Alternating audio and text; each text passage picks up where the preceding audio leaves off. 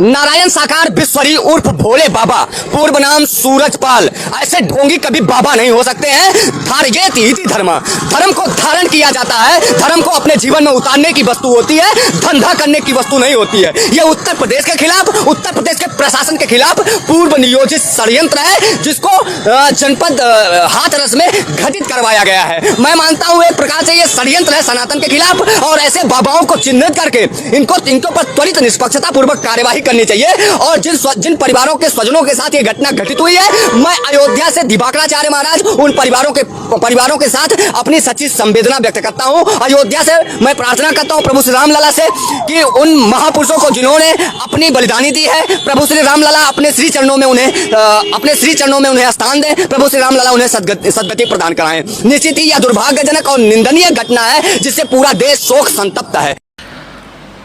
हाथरस के हृदय विदारक घटना से हर किसी की आंखें नम है। सत्संग में मचा भगदड़, सत्संग बन गया शमशान, बिछ गई लाशों की ढेर। 121 जिंदगियां खत्म, लेकिन हिसाब अभी भी बाकी। अब सवाल यह उठता है कि जिस बाबा के सत्संग में मौतें हुई, उस पर FIR दर्ज कर क्यों नहीं हुई अभी तक उसकी गिरफ्तारी। जिन सेवादारों ने धक्का मुक्की कर भगदड़ जैसा माहौल बनाया, इस तरह के हालात पैदा किए, उनकी क्यों नहीं हुई अभी तक गिरफ्तारी।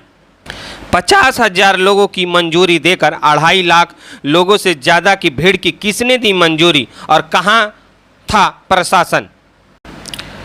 दिल्ली से कानपुर जाने वाले NH 91 पर स्थित फुलरई मुगलगढ़ी के बाहर हजारों जोड़ी चप्पलें बिखरी पड़ी है। ये वही जगह है जहां मंगलवार को नारायण सरकार हरि भोले बाबा, असली नाम सूरजपाल जाटव, के सत्संग में मची भगदड़ के बाद कुचले जाने और दम घुटने से 121 मौतें हुई है। इस घटना की असल कहानी बाबा की चरण रज और उस पानी के राज में छिपी है, जिसे अंधविश्वास में लोग अमृत कहते हैं। हालांकि बुधवार को बारिश ने इन इलाके को पानी कर दिया, लेकिन जिस पानी के लिए लोग जान देने से भी नहीं चूके, उसकी कहानी भी जान लीजिए। दरअसल लोगों का ऐसा विश्वास है कि सत्संग में बटने वाले इस पानी से लोग निरोग और स्वस्थ रहते हैं। अनुयायी इस पानी के सेवन या शरीर पर इसके छींटे पड़ने मात्र को समस्याओं का समाधान मानते हैं।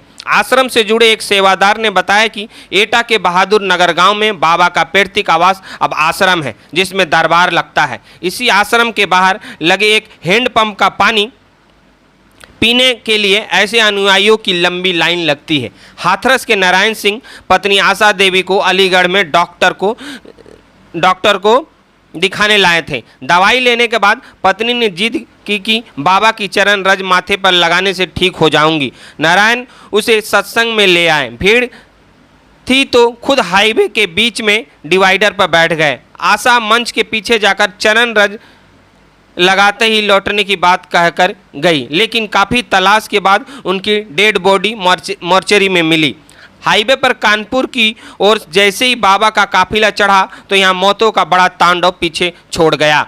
प्रत्यक्षदर्शियों की माने तो बताया जाता है कि मंच से जैसे ही बाबा कार में बैठे तो महिलाओं और किशोरियों में मिट्टी उठाकर माथे पर मलने की होड़ लग गई। परंपरा के मुताबिक वाटर कैनन से इस पर पानी की बौछार मारी गई, जिससे कच्चा रास्ता कीचड़ में तब्दील हो गया। हाईवे पर बाबा के निजी सुरक्षा कर्मियों ने भीड़ को धक्के मारे तो लोग किनारे पर कच्चे नाले में फिसलकर गिरने लगे, और इसी कारण सर्वाधिक मौतें हुई।